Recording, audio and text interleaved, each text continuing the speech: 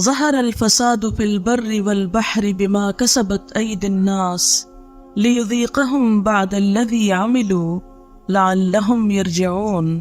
شروع کرتی ہوں اللہ کے نام سے جو بے انتہا مہربان نہایت رحم فرمانے والا ہے۔ ارشاد باری تعالیٰ ہے کہ ظاہر ہو گیا فساد خشکی اور سمندر میں لوگوں کے ہاتھوں کی کمائی کی وجہ سے، تاکہ وہ ان کو ان کے بعض اعمال کا مزہ چکھائے، شاید کہ وہ لوٹ آئیں، رجوع کر لیں۔ معزز خواتین، اس وقت جب ہم اپنے آس پاس کی دنیا پہ نظر دوڑاتے ہیں، خواہ ہم اپنے گھروں کو دیکھیں، خاندانوں کو دیکھیں، اپنے شہر کو دیکھیں یا اپنے ملک کو دیکھیں، یا مجموعی طور پر پوری دنیا کی صورتحال کو دیکھیں، تو یوں لگتا ہے جیسے چین رخصت ہو گیا۔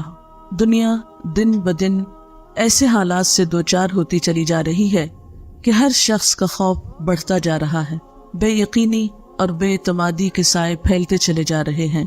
اور قرآن پاک کی یہ آیت بالکل سچی نظر آتی ہے کہ ظہر الفساد فی البر والبحر، ظاہر ہو گیا فساد خشکی پر بھی اور سمندر میں بھی، یعنی کوئی جگہ کوئی گوشہ دنیا کا ایسا نہیں رہا کہ جسے پرامن اور پرسکون جگہ کہا جا سکے۔ کچھ عرصہ پہلے تک جن علاقوں کو اور جن جگہوں کو امن کی جگہ کہا جاتا تھا اور جہاں پر لوگ سمجھتے تھے کہ جا کر دنیاوی ترقی اور خوشحالی کے دروازے کھل جاتے ہیں، وہ جگہیں بھی اب محفوظ نہیں رہی، پرامن نہیں رہی۔ دنیا میں لوگ اس وقت جہاں بھی آباد ہیں کسی نہ کسی طرح پریشانی کا شکار ہیں۔ ایسے میں ہم کیا کریں؟ ہماری ذمہ داری کیا ہے؟ ہم سکون اور امن کہاں تلاش کریں، کہاں پائیں؟ بنیادی طور پر تو ایک حدیث قدسی میں اللہ سبحانہ وتعالیٰ فرماتے ہیں کہ میں نے سکون کو جنت میں رکھ دیا، لوگ اسے دنیا میں تلاش کرتے ہیں، بھلا وہ کیسے پائیں گے؟ حقیقت یہ ہے دنیا امتحان کی جگہ ہے، سکون کی جگہ نہیں ہے۔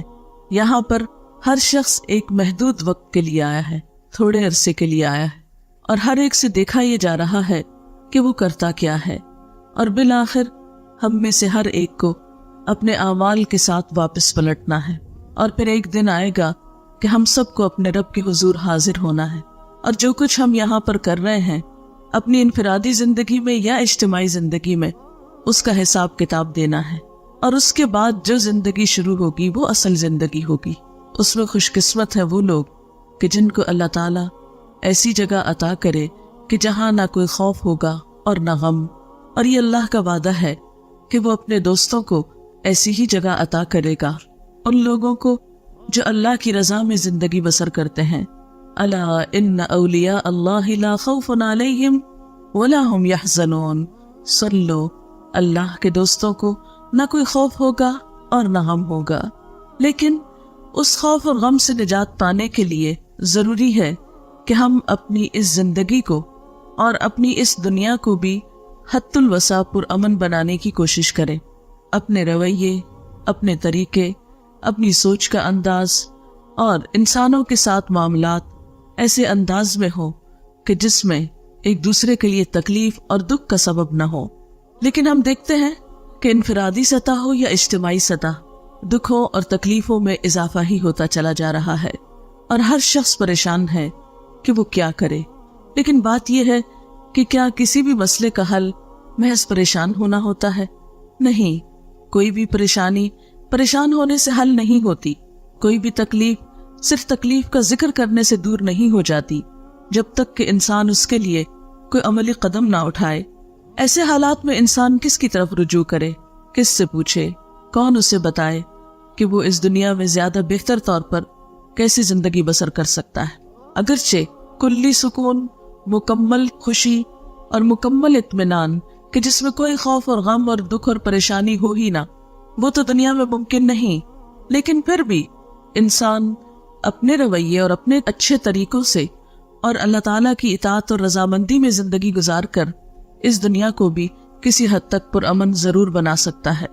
یعنی ایسا نہیں کہ دنیا میں امن قائم نہیں ہو سکتا، ضرور ہو سکتا ہے، لیکن اس کے لیے ہر شخص کو انفرادی طور پر کوشش کرنا ہوگی، کیونکہ کوئی بھی معاشرہ افراد سے مل کر بنتا ہے۔ ہر شخص صرف ایک نہیں ہوتا، ایک ایک فرد مل کر پوری قوم بن جاتا ہے۔ ایسے قطرے قطرے سے مل کر بنتا ہے سمندر، اسی طرح باقی تمام چیزوں میں بھی یہی اصول ہے۔ اس لیے اگر ہم سب اپنے اپنے طور پر یہ سوچیں کہ میں کیا کر سکتا ہوں، تو اس سے انشاءاللہ تعالی اجتماعی طور پر کچھ نہ کچھ فرق ضرور آئے گا۔ اب دیکھیں کہ جب موسم بدلتا ہے، مثلا گرمی یا سردی میں بدلتا ہے، تو اس کی ابتدا تھوڑی تھوڑی تبدیلی سے ہوتی ہے۔ ایسا نہیں ہوتا کہ شدید گرمی میں شدید سردی آ جائے، ایک موسم سے دوسرے موسم تک آنے میں وقت لگتا ہے، ہلکی ہلکی تبدیلیاں ہوتے۔ مثلا جب سردیوں سے گرمیاں آتی ہیں تو عموماً دن گرم ہونے لگتے ہیں، راتیں ٹھنڈی ہوتی ہیں، پھر آہستہ آہستہ وہ گرمی پھیلتی چلی جاتی ہے، حتیٰ کہ گرمی کی شدت کا ایک وقت ایسا آتا ہے کہ راتیں بھی ٹھنڈی نہیں رہتی، لیکن اس کے بعد پھر ایک وقت آتا ہے کہ موسم تبدیل ہونا شروع ہوتا ہے۔ تو یہ فطرت کا جو اصول ہے یہ زندگی کی تمام چیزوں میں ہے۔ مثلا ایک پودا چھوٹا سا شروع ہوتا ہے، بڑھتے بڑھتے پھیلتے پھیلتے ایک پورا درخت بن جاتا ہے، پھر وہ خود درخت ہی نہیں رہتا بلکہ سایہ بھی دیتا ہے، اور بعض اوقات اگر پھلدار ہو تو پھل بھی دیتا ہے، اور پھر مدتوں دیتا چلا جاتا ہے۔ لیکن یہ سب کچھ ایک دن میں نہیں ہوتا۔ ہاں یہ ضرور ہوتا ہے کہ پہلے دن ہر پودا ایک بیج ہی ہوتا ہے اور ایک چھوٹی معمولی سی چیز ہی ہوتا ہے۔ بہرحال اگر ہم سب مل جل کر کوشش کریں تو ایسا نہیں کہ یہ بات ناممکنات میں سے ہو کہ ہمارے خاندانوں میں، ہمارے گھرانوں میں، ہمارے رشتہ داروں کے اندر اور ہماری دنیا کے اندر امن اور سکون نہ ہو سکے۔ لیکن اس کے لیے ہمیں رجوع کرنا ہوگا اسی ہستی کی طرف جس نے ہمیں بنایا، جس کی طرف سے ہم آئے اور جس کی طرف ہمیں لوٹ کر جانا ہے۔ تو آئیے دیکھتے ہیں کہ وہ اس بارے میں کیا فرماتا ہے کہ ہمیں کیا کرنا چاہیے۔ سب سے پہلی بات تو یہ یاد رکھیں کہ اس دنیا میں جو بھی مشکلات آتی ہیں، مصائب یا پریشانیاں آتی ہیں، یا چھوٹی یا بڑی کوئی تکلیف یا آفت آتی ہے، یہ اللہ تعالیٰ کی طرف سے ایک وارننگ ہوتی ہے۔ یہ بندے کو خبردار کرتی ہے، بندے کو جگاتی ہے، احساس دلاتی ہے، اس کو اس بات کا احساس دلاتی ہے کہ دیکھو کہیں تم غلطی پر تو نہیں۔ اسی کے بارے میں ہم دیکھتے ہیں کہ قرآن پاک میں اللہ تعالیٰ فرماتے ہیں وَلَنُذِيقَنَّهُم مِّنَ الْعَذَابِ الْأَدْنَىٰ دُونَ الْعَذَابِ الْأَكْبَرِ لَعَلَّهُمْ يَرْجِعُونَ، کہ اس بڑے عذاب سے پہلے ہم اسی دنیا میں کسی نہ کسی چھوٹے عذاب کا مزہ انہیں چکھاتے رہیں گے، شاید کہ یہ رجوع کر لیں۔ یعنی دنیا میں انسان کو چھوٹی چھوٹی تکلیفیں جو آتی ہیں وہ کس لیے آتی ہے کہ انسان اپنی غلطی کا اعتراف کرے، اس پر معافی مانگے اور اپنی غلطی کا ازالہ کرتے ہوئے پھر اصل کی طرف لوٹے۔ مثلا آپ نے دیکھا ہوگا کہ اگر عام حالات میں ہمیں اپنی غلطی کا احساس نہ ہو، لیکن جو ہی کوئی تکلیف آتی ہے، کوئی چوٹ لگتی ہے، کوئی پریشانی ہوتی ہے، تو فوراً پہلا خیال یہ آتا ہے کہیں مجھ سے کوئی ایسا گناہ تو نہیں ہو گیا، کہیں مجھ سے کوئی کوتاہی تو نہیں ہو گئی۔ اور یہ خیال ہر دل میں آتا ہے، ہر اس دل میں جو زندہ ہو، ہر اس انسان کے اندر یہ سوچ ایک دفعہ ضرور آتی ہے کہ میں نے کچھ کیا تو نہیں ایسا کہ میرا رب مجھ سے ناراض ہو گیا ہو۔ اگرچہ انسان پر تکلیفیں اور آزمائشیں امتحان کے طور پر بھی آتی ہیں، ضروری نہیں ہوتا کہ ہر وقت انسان گناہگار ہی ہو تو اس کے اوپر پکڑ آئے، لیکن پھر بھی عموماً یہی ہوتا ہے کہ اللہ تعالیٰ بندہ مومن کے ساتھ ایک احسان فرماتا ہے کہ اس کو اس کی غلطیوں کا احساس دلاتا رہتا ہے۔ عام طور پر آنے والی تکلیف اور انسان کی غلطی میں کوئی نہ کوئی مماثلت ہوتی ہے۔ مماثلت کا مطلب یہ کہ کوئی ریزمبلنس ہوتی ہے۔ عموماً ہم نے کسی کے ساتھ کچھ ایسا کیا ہوتا ہے تو اللہ تعالیٰ کسی بندے سے وہی چیز ہمارے لیے کروا دیتا ہے۔ بعض اوقات ہم نے اگر کسی کا حق مارا ہے تو کوئی دوسرا ہمارا حق مار جاتا ہے۔ جب وہ ہمارا حق مارتا ہے تو پھر ہم اس وقت ضرور سوچتے ہیں کہ کبھی میں نے تو نہیں کسی کے ساتھ ایسا کیا۔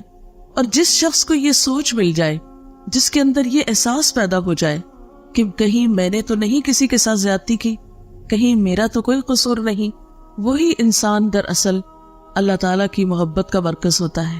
یہ اللہ کا خاص انعام ہوتا ہے کہ وہ بندے کو ایسی مثبت سوچ دے۔ کیوں؟ اس لیے کہ ایک حدیث میں آتا ہے جس بندے سے اللہ تعالیٰ کو محبت ہوتی ہے وہ اس کو آزما لیتا ہے۔ پیغمبروں سے اللہ تعالیٰ سب سے بڑھ کر محبت کرتا ہے، ان پر آزمائشیں بھی سب سے زیادہ آتی، اور صحابہ کرام میں ہم دیکھتے ہیں کہ جب دنوں تک ان پر کوئی پریشانی نہیں آتی تھی تو اس پر پریشان ہو اٹھتے تھے کہ کہیں ایسا تو نہیں کہ اللہ تعالیٰ ہمیں بھول گئے ہیں۔ اس کا یہ مطلب نہیں کہ انسان کو دکھ تکلیف مانگنی چاہیے، یہ پریشانی مانگنی چاہیے، نہیں۔ عافیت کی دعا کہ یا اللہ ہر تکلیف سے محفوظ رکھ، یہ اللہ تعالیٰ کی پسندیدہ ترین دعاؤں میں سے ہے یعنی اللہ تعالیٰ سے بندہ جو دعائیں مانگتا ہے اس میں اللہ تعالیٰ کو جو دعا بہت پسند آتی ہے وہ یہ دعا ہوتی ہے کہ یا اللہ تو مجھے خیر و عافیت سے رکھ. عافیت مانگنا اللہ تعالیٰ کو بہت پسند ہے.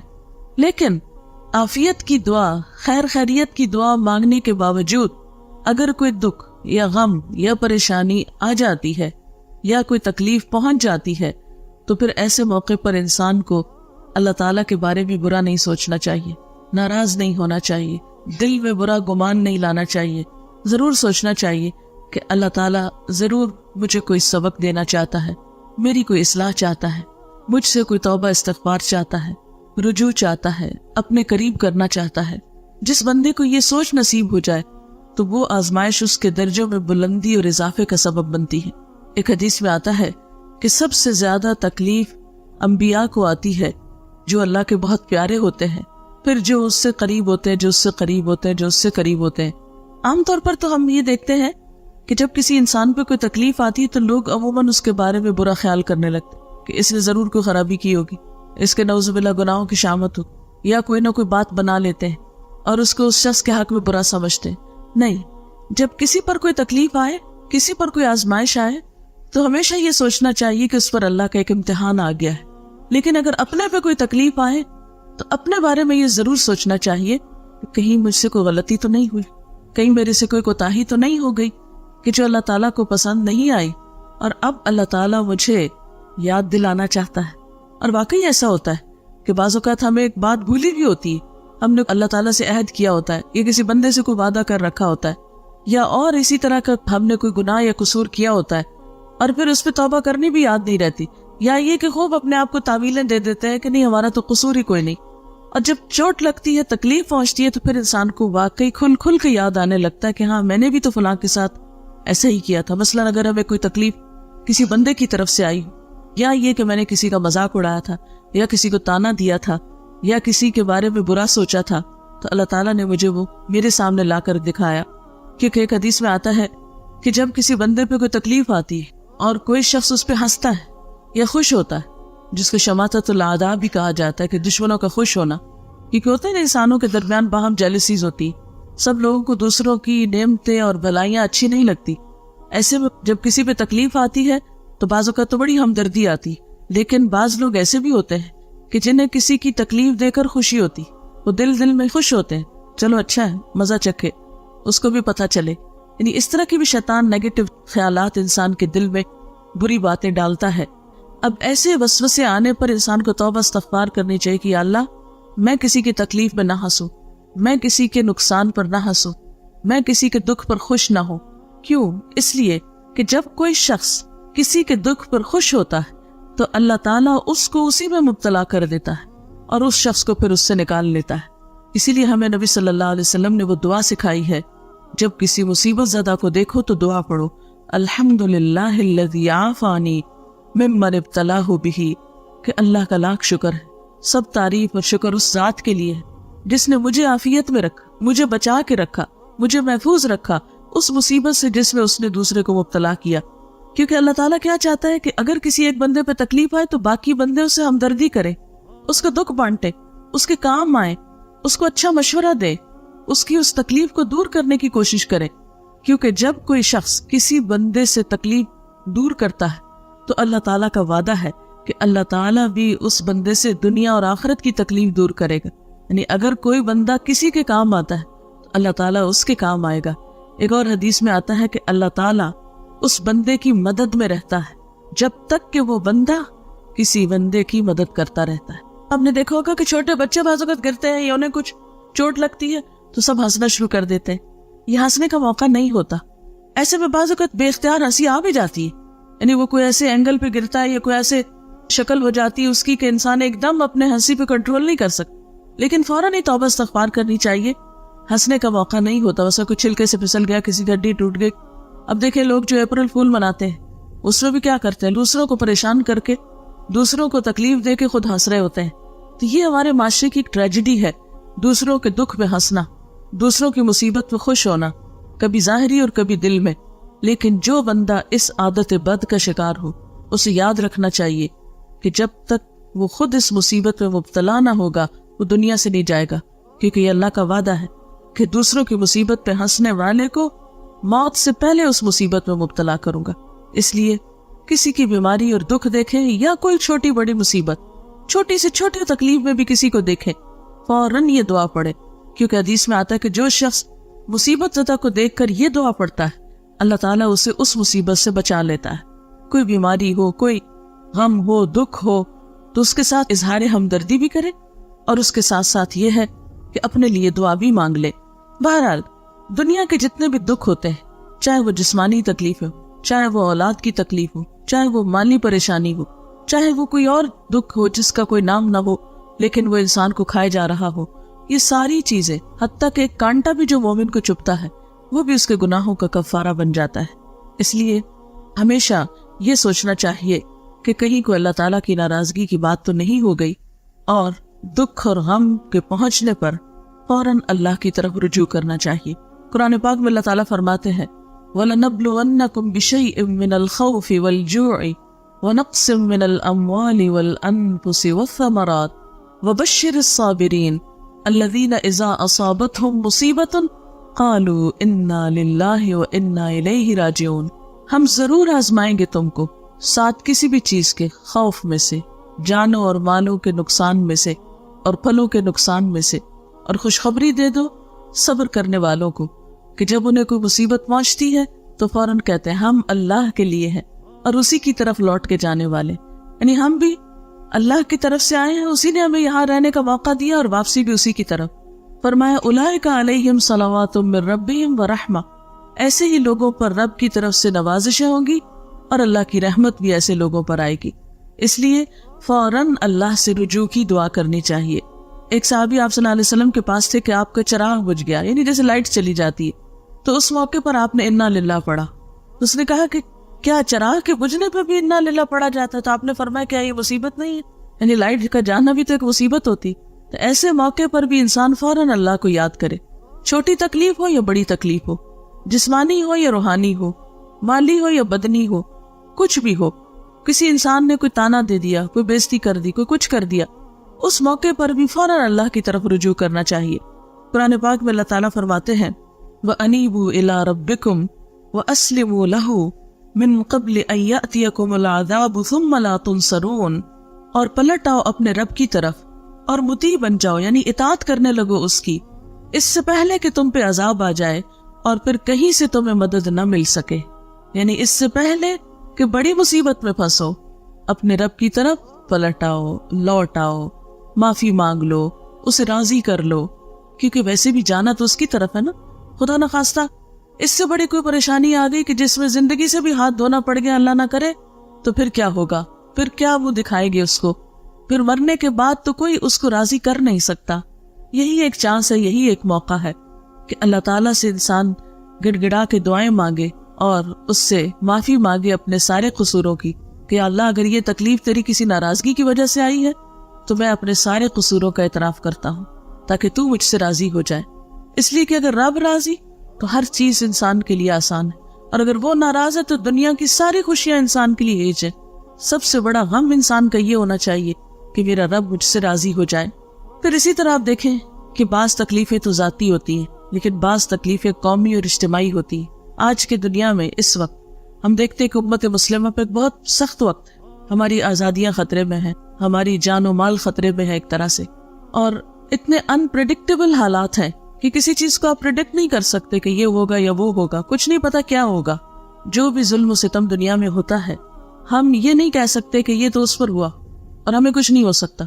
ہمارا یہ رویہ نہیں ہونا چاہیے، ہمیں فوراً سوچنا چاہیے کہ ایسا ان کے ساتھ کیوں ہوا، کیا وجہ تھی، یہ حالات وہاں کیوں پیش آئے، اور خدا نہ خواستہ کہیں ایسا تو نہیں کہ ہم بھی کسی ایسے ہی رستے پہ چلے جا رہے ہوں، کہیں ایسا تو نہیں کہ ہم بھی اللہ تعالیٰ کی ناراضگی کے کام کر رہے ہوں ایک قومی حیثیت میں۔ اسی لیے اللہ سبحانہ وتعالیٰ قرآن پاک میں فرماتے ہیں وَاتَّقُوا فِتْنَةً لَا تُصِيبَنَّ الَّذِينَ ظَلَمُوا مِنْكُمْ خَاصَّةً، بچو اس فتنے سے کہ جو تم میں سے صرف ان لوگوں کو خاص طور پہ نہیں پہنچے گی، یعنی جس کی شاوت جنہوں نے تم میں سے ظلم کیا۔ وَاعْلَمُوا أَنَّ اللَّهَ شَدِيدُ الْعِقَابِ، اور جان لو بے شک اللہ سخت سزا دینے والا ہے۔ یعنی کسی قوم پر خدا نہ خواستہ جب کوئی عذاب یا مصیبت آتی ہے تو یہ نہیں ہوتا کہ اس میں سے یہ کہا جائے کہ ہاں فلاں فلاں تو بڑا نیک تھا، اس کو باہر نکال لیا جائے. نہیں، پھر جب ایسی آزمائشیں اور آفات اور مصیبتیں آتی، خدا نخواستہ کہیں زلزلہ ہو، کہیں اور ایسی تکلیف ہو، تو پھر یہ نہیں ہوتا کہ چند لوگوں کو وہاں سے نکال لیا جائے یا بچا لیا جائے. وہ تو پھر آٹے کے ساتھ گن بھی پس جاتا ہے. اور ہم دیکھتے ہیں کہ ایک حدیث میں بھی اس طرح کا مفہوم آتا ہے کہ جب کسی قوم پر اجتماعی عذاب آتا ہے تو اس میں نیک و بد سب مارے جاتے ہیں. پھر قیامت کے دن ہر شخص اپنی نیت کے ساتھ اٹھے گا. یعنی دنیا میں تو جب تکلیف آتی ہے تو سب پر پھر یکساں آتی ہے. پھر اس وقت فرق نہیں ہوتا الا یہ کہ اس کے لیے انسان پہلے سے اللہ سے توبہ کرے، رجوع کرے اور اپنی حالت بہتر بنانے کی کوشش کرے. لیکن ایک دفعہ اگر کوئی ایسی چیز آ جائے تو پھر اس میں فرق نہیں رہتا. اس کے لیے انسان کو کیا کرنا چاہیے؟ انڈیویجولی اور اجتماعی سطح پر استغفار کرنا چاہیے، اللہ سے توبہ کرنی چاہیے کہ یا اللہ ہم اپنے سارے قصوروں کو اعتراف کرتے ہیں، اپنے سارے گناہ مانتے ہیں، تو ہمیں معاف کر دے، دنیا میں بھی عزت کی زندگی عطا کر اور آخرت میں بھی ذلت سے محفوظ رکھ. قرآن پاک میں اللہ سبحانہ و تعالیٰ فرماتے ہیں وَأَنِ اسْتَغْفِرُوا رَبَّكُمْ ثُمَّ تُوبُوا إِلَيْهِ يُمَتِّعْكُمْ مَتَاعًا حَسَنًا إِلَىٰ أَجَلٍ مُّسَمًّى وَيُؤْتِ كُلَّ ذِي فَضْلٍ فَضْلَهُ وَإِن تَوَلَّوْا فَإِنِّي أَخَافُ عَلَيْكُمْ عَذَابَ يَوْمٍ كَبِيرٍ. اور یہ کہ تم اپنے رب سے معافی چاہو اور اس کی طرف پلٹ آؤ تو وہ ایک مدت خاص تک تم کو اچھا سامان زندگی دے گا اور ہر صاحب فضل کو اس کا فضل عطا کرے گا. لیکن اگر تم منہ پھیرتے ہو تو میں تمہارے حق میں ایک بڑے ہولناک دن کے عذاب سے ڈرتا ہوں.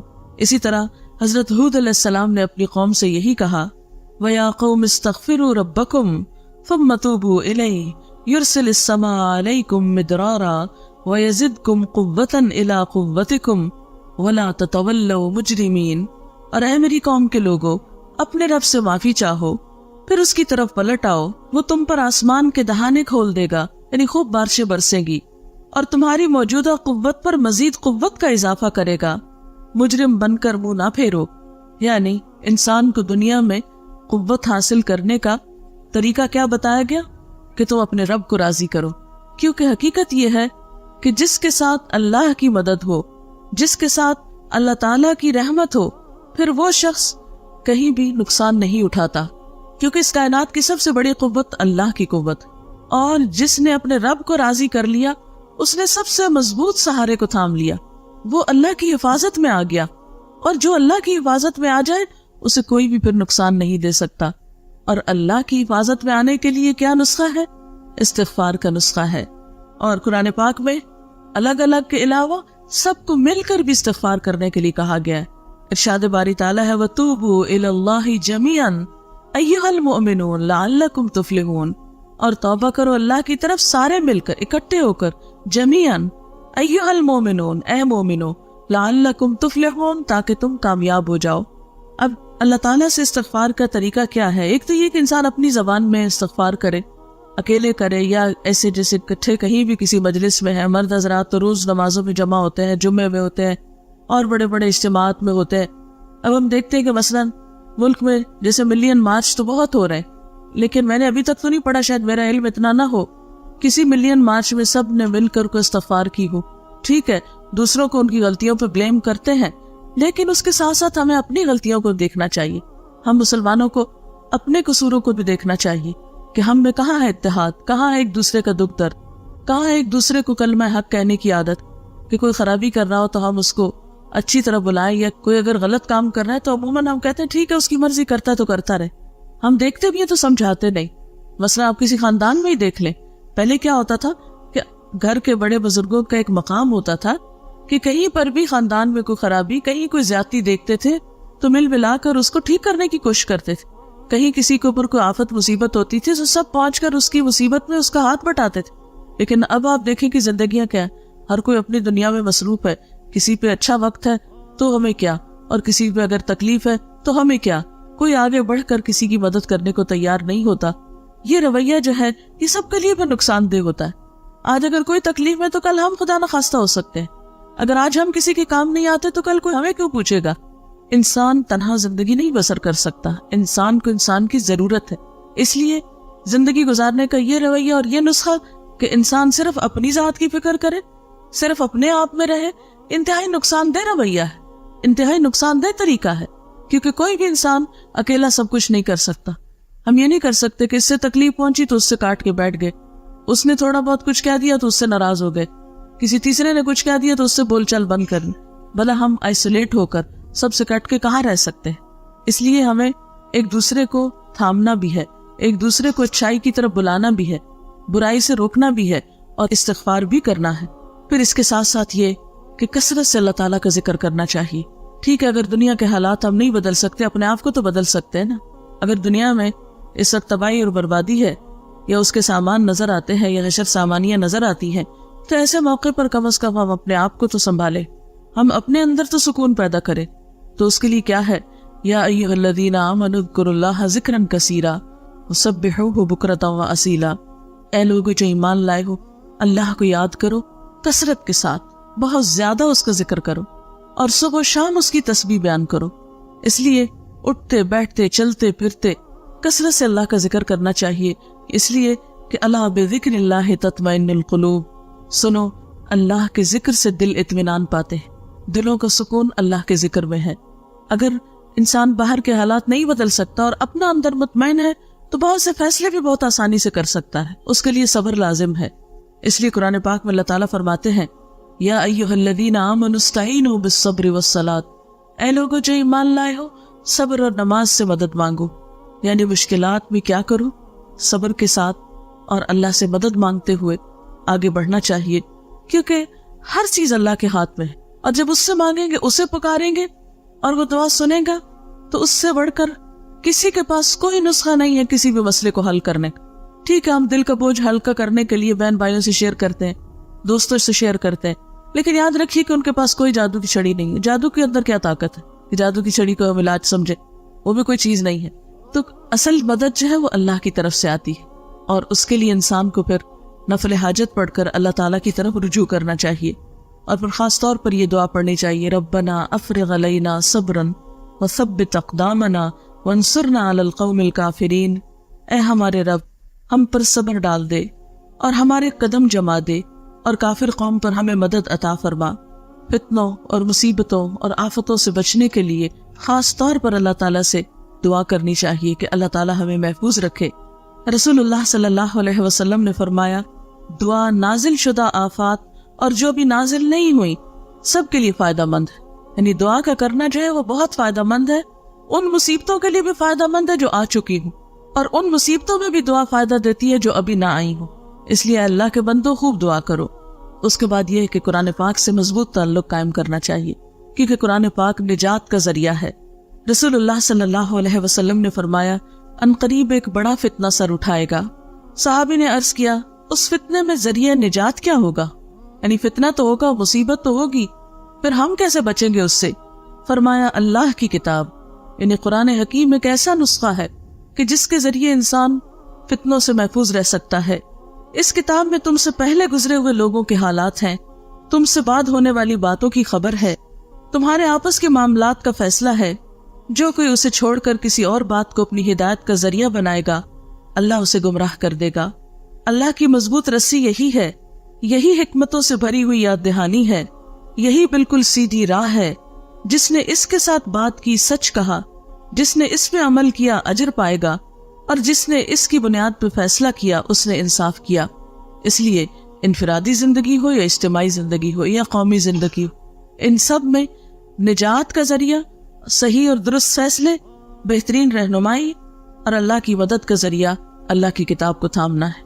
اور حقیقت یہ کہ اللہ تعالیٰ نے یہ کتاب بھیجی ہماری رہنمائی کے لیے تھی کہ جب دنیا میں مشکلات ہوں, تکلیفیں اور پریشانیاں ہوں تو پھر ہم کیا کیا کریں. لیکن ہم زیادہ سے زیادہ اس سے کیا رہنمائی لیتے ہیں, اچھا کہ اس مشکل میں کیا وظیفہ پڑھ لیں. یہ کتاب وظیفوں کی کتاب نہیں ہے. ذالک الکتاب لا ریب فیہ ھدی للمتقین. یہ کتاب جس میں کوئی شک نہیں, متقی لوگوں کی ہدایت کے لیے آئی ہے. یہ ہمیں بتاتی ہے کہ ہمارا معاملہ اپنی ذات کے ساتھ کیا ہونا چاہیے, رشتہ داروں کے ساتھ کیا ہونا چاہیے, اور باقی مسلمانوں کے ساتھ کیا ہونا چاہیے, پوری دنیا کے لوگوں کے ساتھ کیا ہونا چاہیے. زندہ رہنے کے بہترین اصول کیا ہیں, ہر معاملے میں یہ گائیڈ کرتی ہے. اللہ تعالیٰ فرماتے ہیں کہ لَقَدْ أَنزَلْنَا إِلَيْكُمْ كِتَابًا فِيهِ ذِكْرُكُمْ. ہم نے تمہاری طرف کتاب اتاری ہے جس میں تمہارا اپنا ذکر ہے, تمہاری ہی باتیں ہیں. تو جس چیز میں ہمارا ذکر ہے, ہماری باتیں, اور ہم ہی نہ پڑھے تو ہمیں کون پھر گائیڈ کر سکتا ہے, کون ہمیں رہنمائی دے سکتا ہے.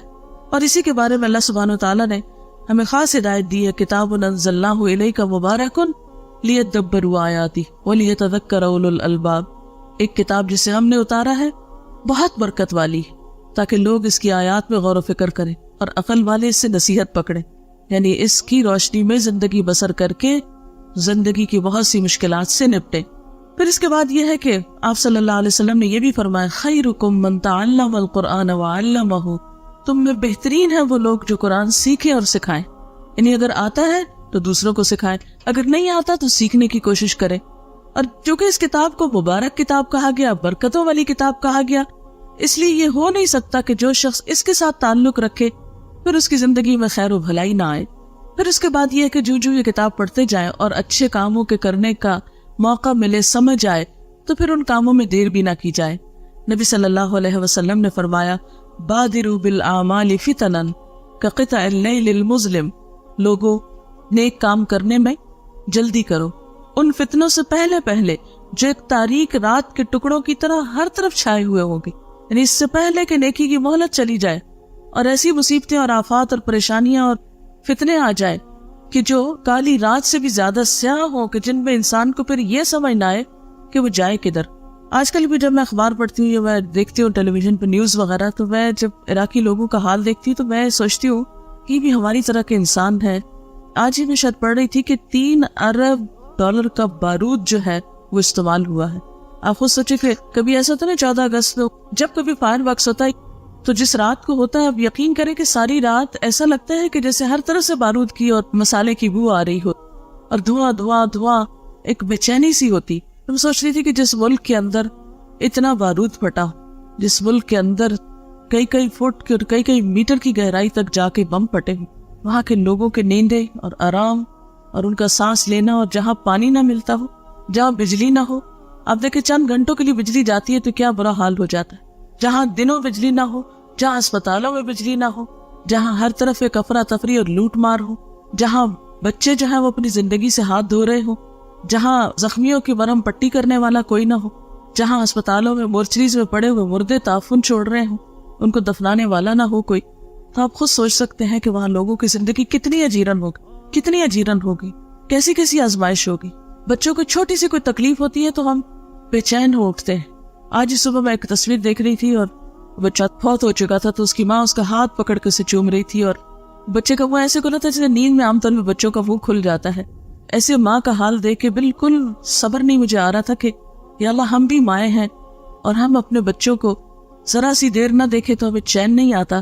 یہ بھی انسان ہے، یہ بھی مائیں ہیں، اور ان کو اپنے کوئی مستقبل کا نہیں پتا کہ امن ہوگا کہ نہیں، زندگی ہوگی کہ نہیں، کھانے کو ملے گا کہ نہیں، کاروبار بنے گے کہ نہیں، جابز ملیں گی کہ نہیں، ہر چیز کی بے یقینی۔ یہ ساری آفت جو ہے یہ اگر انسانوں کے گروہ پہ آ گئی ہے تو آپ دیکھ ہی رہے ہیں کہ دنیا میں باتیں کیا ہو رہی ہیں کہ اب کس کی باری۔ حیرت ہوتی ہے مجھے ایسی باتیں سن کر اور کر کے کہ ہم کس بات کے انتظار میں بیٹھے، اب کس کی باری، یعنی یوں لگتا ہے جیسے میچ کھیلا جا رہا ہو اور ایک دوسرے سے پوچھ رہے ہو کہ اب کس کی باری ہے، یعنی کس قدر افسوسناک حال ہے اور کتنی بے حسی ہے۔ تو بجائے اس کے کہ ہم اللہ سے توبہ کریں اور استغفار کریں، ہم اس انتظار میں بیٹھے کہ اب کس کی باری، کوئی کھیل ہے، کوئی میچ ہے کہ جس کو ہم دیکھ کے لطف اندوز ہو رہے ہیں۔ تو ایسے موقعوں پر جو نیکی اپنی ذاتی حد تک خود کسی کو احساس دلا کے یہ کوئی نیکی کا اچھا کام ہم کر سکتے ہیں تو وہ تو کم از کم کریں۔ آپ نے فرمایا کہ نیک اعمال کرنے میں دیر نہ کرو، کوئی پتہ نہیں کل کا دن کیسا ہو، کوئی پتہ نہیں کہ اگلا سال کیسا ہو، کل کا وقت کیسا آئے، اس لیے جو خیر بھلائی آج کر سکتے ہو اسے نہ ٹالو۔ اور اس میں آپ دیکھیں کہ سب سے پہلے ہمیں اپنے فرائض پورے کرنے چاہیے۔ ہم نماز میں سستی کر دیتے، اچھا ابھی پڑھی ہے چلو پھر پڑھ لیں گے، ابھی نیند آ رہی ہے، ابھی ذرا ہم بازار میں ہیں، ابھی ہم وہاں جا رہے ہیں، ابھی جلدی ہے، کوئی نہ کوئی بہانہ کر کے ہم نمازیں چھوڑے رکھتے۔ آپ دیکھیے نماز وہ چیز ہے کہ جس کا قیامت کے دن سب سے پہلا سوال ہوگا۔ اگر یہی پوری نہیں تو آگے وہ کیا دکھائیں گے؟ یا تو ہم یہ کہیں کہ ہم نے مرنا نہیں، یا یہ کہیں کہ مرنے کے بعد جی نہیں اٹھنا، یا یہ کہیں کہ کوئی حساب کتاب ہے ہی نہیں۔ اگر ہم یہ کہتے ہیں تو پھر ٹھیک ہے، جیسے چاہے زندگی بسر کرے۔ جب ہم مانتے ہیں کہ قیامت آنی، جب ہم مانتے ہیں کہ ہم سے سوال ہوگا، تو پھر ہم اپنے فرائض کیوں نہیں پورے کرتے؟ فرض ہوتا ہے، وہ لازمی چیز ہے، اس کا حساب ہونا ہے، اس کی پوچھ ہونی ہے، اس لیے اس کو کیے بغیر چارہ ہی نہیں، اس کو کیے بغیر گزارا ہی نہیں، وہ اسی وقت ہوگا جب ہم کریں گے۔ تو اس لیے سب سے پہلی چیز تو ہمیں اپنے فرائض کے کرنے میں، اپنی نمازوں کی پابندی اور اپنے باقی فرائض جو ہمارے حقوق العباد کی طرف مثلاً جو ہیں ان کی طرف ہمیں توجہ دینی چاہیے.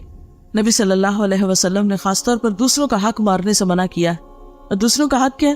مثلا بہن بھائیوں کا حق مار جانا، یا دوسروں کا حق مار کے ایک بچے کو دے دینا، یا اسی طرح کے اور بہت سے ظلم و ستم کے معاملات ہمارے معاشرے میں ہوتے رہتے ہیں.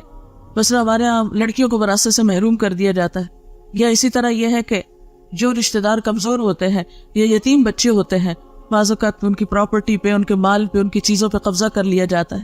تو یہ ساری ظلم کی قسمیں ہیں. اور آپ کو یہ تو معلوم ہے کہ بندے جب تک حق معاف نہیں کریں گے اللہ تعالیٰ بھی معاف نہیں کریں گے. حقوق العباد کی ادائیگی جو ہے وہ بہت ضروری ہے. اس کے لیے آپ صلی اللہ علیہ وسلم نے فرمایا ظلم کرنے سے بچو، اس لیے کہ ظلم قیامت والے دن اندھیروں کا باعث ہوگا. یعنی کہ ظلم جو ہے وہ اندھیرے کی شکل میں انسان کے ساتھ ہوگا قیامت کے دن. اندھیرا کیسی چیز ہوتی ہے کہ آپ بیٹھے اور لائٹ چلی گئی تو ایک دم دل پھٹنے لگتا ہے کہ یہ کیا، یعنی ایک ناپسندیدہ چیز ہے.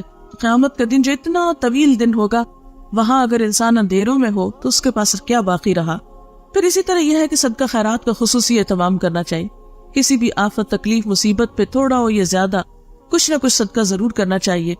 آپ صلی اللہ علیہ وسلم نے فرمایا صدقہ و خیرات میں جلدی کرو، اس لیے کہ بلا صدقے سے نہیں بڑھتی. یعنی جب انسان صدقہ کرتا تو بلائیں جو ہے وہ واپس پلٹ جاتی ہیں. ایک اور موقع پہ فرمایا صدقہ اللہ کے غضب کو ٹھنڈا کرتا ہے اور بری موت سے بچاتا ہے انسان کو. پھر اسی طرح یہ ہے کہ ہمیں صرف خود اچھے کام نہیں کرنے، دوسروں کو بھی بتانے ہیں. نیکی کا حکم دینا اور برائیوں سے روکنا. اللہ تعالیٰ فرماتے ہیں والعصر ان الانسان لفی خسر الا الذین آمنوا وعملوا الصالحات وتواصوا بالحق وتواصوا بالصبر. قسم ہے زمانے کی، بے شک انسان خسارے میں ہے سوائے ان لوگوں کے جو ایمان لائے، جنہوں نے نیک عمل کیے، ایک دوسرے کو حق بات کہی اور ایک دوسرے کو صبر کی تلقین کی. تو اس سے بھی کیا پتہ چلتا ہے کہ انسان نقصان سے بچ ہی نہیں سکتا جب تک کہ ذاتی زندگی میں اچھے کام یعنی ایمان اور عمل صالح کے ساتھ ساتھ ایک دوسرے کو حق بات نہ کہے. بعض اوقات ہم ایک بات اپنے دل میں محسوس کر رہے ہوتے ہیں کہ بات سچی یہ ہے اور حقیقت یہ ہے، لیکن ہم دوسرے کے لحاظ میں اس کو نہیں بتاتے کہ دوسرا مائنڈ کر جائے گا، دوسرے کو اچھا نہیں لگے گا. یہاں ہم دیکھ رہے ہیں کہ اللہ تعالیٰ قسم کھا کے فرما رہے ہیں، زمانے کی قسم ہے، انسان نقصان میں ہے جب تک کہ یہ چار کام نہ کرے. ایک دوسرے کو حق بات نہ کہے، ایک دوسرے کو سچی بات نہ بتائے، ایک دوسرے کی خیر خواہی نہ کرے، اور ایک دوسرے کو تکلیف اور دکھ اور مصیبت کے وقت تھامے نہیں، صبر کی تلقین نہ کرے. پھر اسی طرح آپ صلی اللہ علیہ وسلم نے فرمایا قسم ہے اس ذات کی جس کے ہاتھ میں میری جان ہے، تم ضرور نیکی کا حکم دو گے، ضرور برائی سے روکو گے، ورنہ قریب ہے کہ اللہ تعالیٰ تم پر اپنی طرف سے کوئی عذاب بھیج دے، پھر تم اس سے دعائیں کرو گے لیکن وہ قبول نہیں کی جائیں گی.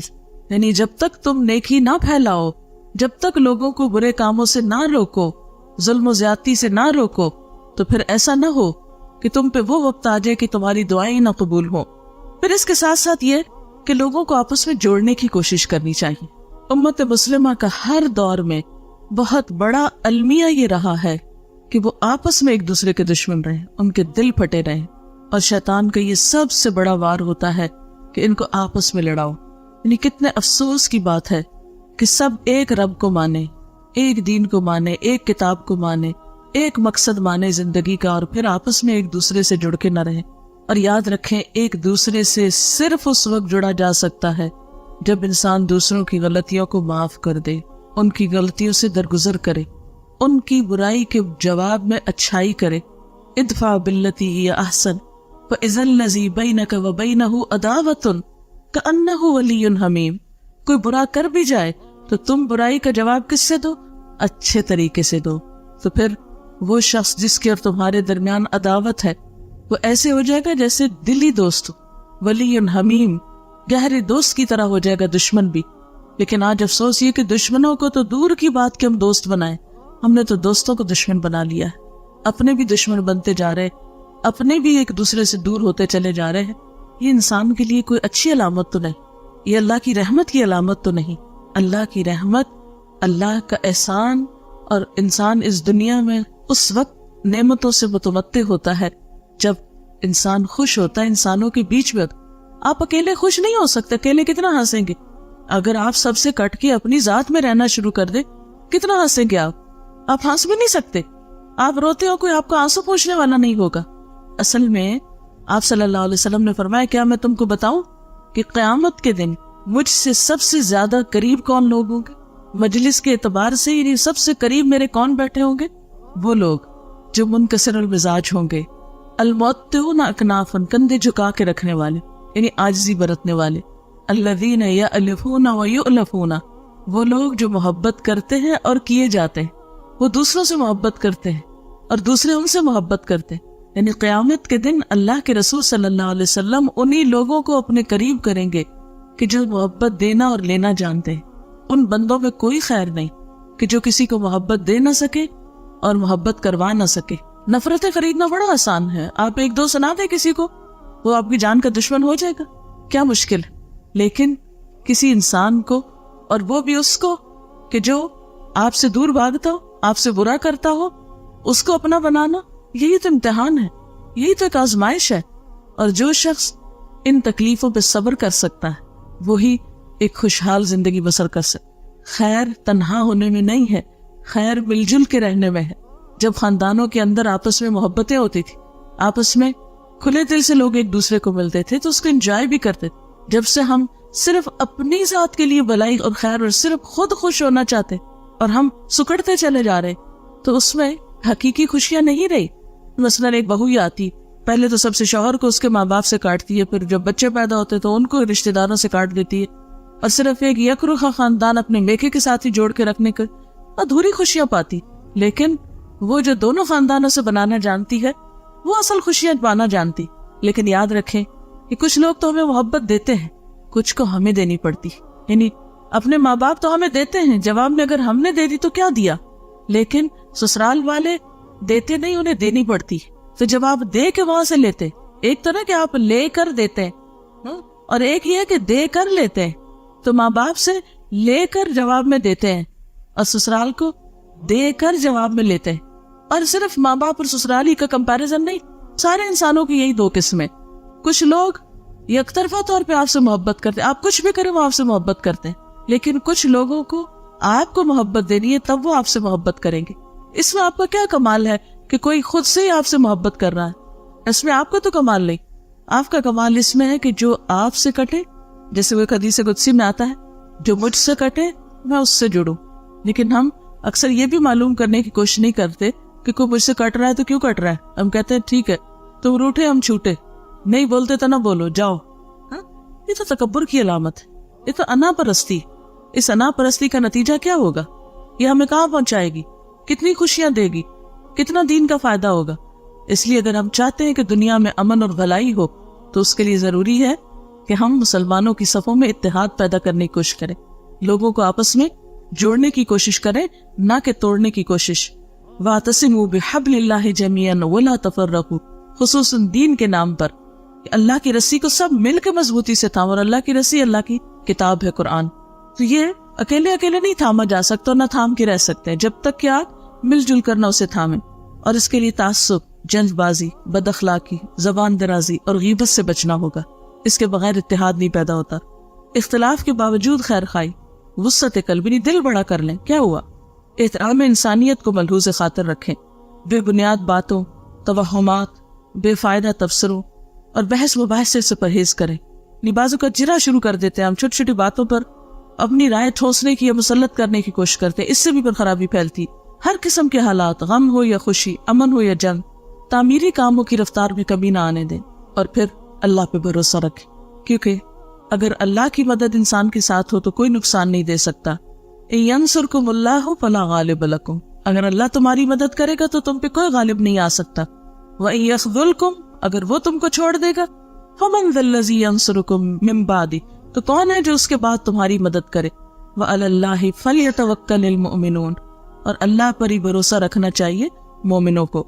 ہر معاملے میں اللہ کی طرف رجوع ضروری ہے، اور پھر اللہ تعالیٰ کا وعدہ سچا ہے کہ مدد ضرور آئے گی، لیکن اس کے لیے تمہیں آگے بڑھنا ہوگا، اور وہ کیا ہے؟ یا ایھا الذین آمنوا، اے لوگو جو ایمان لائے، ان تنصروا اللہ ینصرکم ویثبت اقدامکم، اگر تم اللہ کی مدد کرو گے تو اللہ تمہاری مدد کرے گا اور تمہارے قدم جما دے گا۔ یعنی تم اللہ کے دین کی خدمت کرو گے، اللہ کی طرف رجوع کرو گے تو اس کی مدد بھی تمہاری طرف آئے۔ اگر تم اسے یاد نہیں کرو گے تو وہ تمہیں نہیں یاد کرے گا، اللہ کا وعدہ ہے۔ فاذکرونی اذکرکم، تم مجھے یاد کرو میں تمہیں یاد رکھوں گا۔ پھر اسی طرح وَلَيَنْصُرَنَّ اللَّهَ مَن يَنْصُرُهُ، اللہ ضرور مدد کرے گا اس کی جو اس کی مدد کرے گا۔ اور اللہ کی مدد، اللہ کو ویسے تو مدد نہیں چاہیے، اللہ کی مدد سے مراد اللہ کے دین کی مدد ہے، اللہ کے دین کی خدمت ہے۔ لیکن اگر ہم اس کے دین کی مدد نہیں کریں گے، ہم آگے نہیں بڑھیں گے، تو وہ کیوں آگے بڑھے؟ اگر ہم اس کے دین کی خدمت نہیں کریں گے تو وہ پھر ہمارے لیے دنیا کے امن اور خوشحالی کو کیوں لائے؟ اور پھر آخری بات یہ کہ صرف باتیں ہی کرنے سے کام نہیں چلے گا جب تک کہ ہمارا عمل نہ بدلے، ہم ٹھوس کام نہ کریں، واقعی پروڈکٹیو کام نہ کریں۔ صرف نعرے بازی کرنا یا لفاظی کرنا یا جذباتی باتیں کرنا، اس سے کام نہیں چلے گا۔ اس کی بجائے ٹھوس بنیادوں پہ کام کرنے کی ضرورت ہے۔ ہر شخص صرف ماتم کر کے یا ایک دوسرے کو برا بھلا کہہ کے یا صرف غم میں آنسو بہا کے یہ سمجھے کہ ہم کامیاب ہو جائیں گے انفرادی یا قومی سطح پر، تو یہ کافی نہیں۔ اس کے لیے ہمیں تعلیم اور تربیت اور ہر طرح کے ہنر اور ٹیکنالوجی میں آگے بڑھنا ہوگا، اور یہ کام صرف باتوں سے نہیں ہوتا، اس کے لیے لمبی محنت اور کوشش کی ضرورت ہوتی۔ جس طرح ایک شخص آپ دیکھیں کہ زندگی میں جب قابل بنتا ہے تو اس کو سال لگتے ہیں، تو جب ایک قوم ترقی کرتی ہے تو اس کو پھر اور بھی زیادہ وقت لگتا ہے۔ لیکن اگر سارے قدم اٹھانا شروع کر دیں، ہر شخص اپنی ذاتی حیثیت پہ دیکھے کہ میں کیا کر رہا ہوں، کیا دنیا میں جب مصیبت آتی ہے میرے عمل میں کچھ فرق پڑتا ہے، یا کسی کی تکلیف دیکھ کر مجھے کچھ نصیحت ہوتی ہے، میں اپنے طرز عمل کو بدلتی ہوں۔ اور چند ایک سوال ہیں، ہم سب اپنے آپ سے پوچھیں کہ کیا میں اپنا وقت ضائع تو نہیں کرتی؟ کیا میں نے سستی، کاہلی اور غفلت چھوڑ دی ہے؟ کیا میرے تعمیری کاموں میں کچھ تیزی آئی ہے؟ یعنی میں اپنا وقت زیادہ اچھے پروڈکٹیو کاموں میں گزارتی ہوں؟ کیا میرے معمولات میں کچھ تبدیلی آئی ہے؟ کیا میں نے زندگی کو محض سیر و تفریح اور صرف شاپنگ اور صرف گپ شپ اور پارٹنگ، صرف یہی زندگی کو سمجھ رکھا ہے، یا کچھ تعمیری کام بھی میری زندگی میں ہیں؟ کیا میں نے اپنے اندر اخلاقی خوبیاں پیدا کی ہیں اور برائیوں سے بچنا شروع کیا ہے؟ کیا میں نے اللہ کے دین کی خدمت کے لیے کوئی قربانی کی ہے؟ اگر آج مجھے موت آ جائے تو میں اللہ کو جواب دینے کے لیے اپنے آپ کو کتنا تیار پاتی ہوں؟ میں سمجھتی ہوں کہ میرے پاس اتنے عمل ہیں کہ میں اسے راضی کر سکوں، اور اگر نہیں تو کوشش کیے بغیر خود بخود تو جمع نہیں ہوں گے۔ اگر میں نہیں بدلتی تو دنیا کیسے بدلے گی؟ دنیا کے حالات کیسے بدل سکتے ہیں؟ اور اگر دنیا کے حالات نہ بھی بدل سکے تو کم از کم ہم اپنے آپ کو تو بدل لیں۔ افراد کے ہاتھوں میں ہے اقوام کی تقدیر، ہر فرد ہے ملت کے مقدر کا ستارہ۔ اللہ تعالیٰ سے دعا ہے کہ اللہ تعالیٰ ہمیں صحیح سوچ اور سمجھ دے اور بہترین عمل کی توفیق عطا فرمائے۔ وآخر دعوانا ان الحمد للہ رب العالمین۔ دعا کر لیتے، سبحان اللہ والحمد للہ ولا الہ الا اللہ واللہ اکبر ولا حول ولا قوة الا باللہ العلی العظیم۔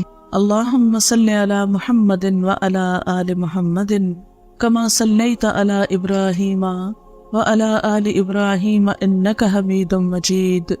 اللہم بارک علی محمد وعلی آل محمد کما بارکت علی ابراہیم وعلی آل ابراہیم انک حمید مجید۔ ربنا آتنا فی الدنیا حسنۃ وفی الآخرۃ حسنۃ وقنا عذاب النار۔ ربنا لا تزغ قلوبنا بعد إذ هديتنا وهب لنا من لدنك رحمة إنك أنت الوهاب۔ ربنا هب لنا من أزواجنا وذرياتنا قرة أعين واجعلنا للمتقين إماما۔ يا حي يا قيوم برحمتك نستغيث، لا إله إلا الله أنت الحليم الكريم۔ سبحان الله رب العرش العظيم والحمد لله رب العالمين۔ رب نسألك موجبات رحمتك وعزائم مغفرتك والغنيمة من كل بر والسلامة من كل اسم، لا تدع لنا ذنبا إلا غفرته ولا هما إلا فرجته ولا حاجة هي لك رضا إلا قضيتها يا أرحم الراحمين۔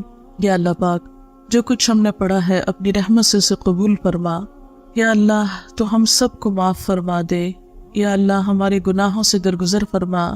یا اللہ ہم اپنے سارے قصوروں کا اعتراف کرتے ہیں، یا اللہ تو ہماری اصلاح فرما دے۔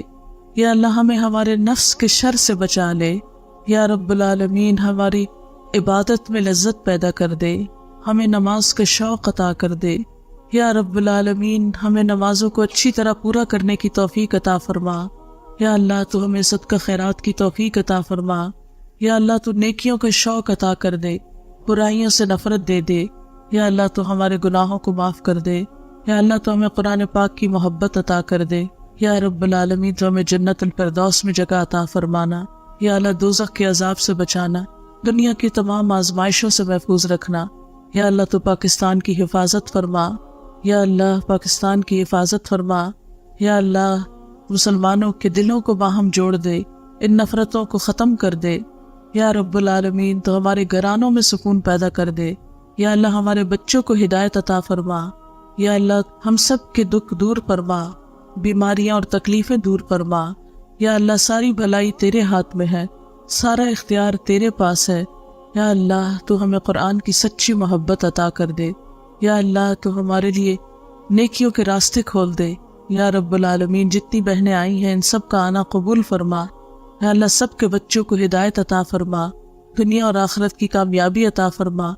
ہم سب کے والدین پر اپنی رحمت فرما۔ یا اللہ تو ہماری کوتاہیوں سے درگزر فرما۔ ربنا ہب لنا من ازواجنا وذریاتنا قرۃ اعین وجعلنا للمتقین اماما۔ لا حول ولا قوة الا باللہ العلی العظیم۔ ربنا لا تزغ قلوبنا بعد اذ ہدیتنا وہب لنا من لدنک رحمہ انک انت الوہاب۔ ربنا لا تؤاخذنا ان نسینا او اخطأنا ربنا ولا تحمل علینا اسرا کما حملته علی الذین من قبلنا ربنا ولا تحملنا ما لا طاقة لنا به واعف عنا واغفر لنا وارحمنا انت مولانا فانصرنا علی القوم الکافرین۔ یا اللہ پاک تو ہم سب پر اپنی رحمت نازل فرما۔ جنہوں نے اس مجلس کا اہتمام کیا ہے انہیں دنیا اور آخرت کی بھلائی عطا فرما، ان کے سارے دکھوں تکلیفوں اور پریشانیوں کو دور فرما۔ جتنی بہنیں یہاں آئی ہیں ان سب کے دکھ تکلیفیں پریشانیاں دور فرما، سب کو اپنی رحمتوں سے ڈھانپ لے۔ یا اللہ تو ہمیں قرآن پڑھنے کی توفیق دے، سمجھنے اور عمل کرنے کی توفیق دے، اور ہمارا انجام بہترین فرما۔ ربنا تقبل منا انک انت السمیع العلیم وتب علینا انک انت التواب الرحیم۔ وصلی اللہ تعالی علی خیر خلقہ محمد وعلی آلہ واصحابہ واہل بیتہ اجمعین برحمتک یا ارحم الراحمین۔ الہی آمین۔ سبحانک اللہم وبحمدک نشہد ان لا الہ الا انت نستغفرک ونتوب الیک۔ والسلام علیکم ورحمۃ اللہ وبرکاتہ۔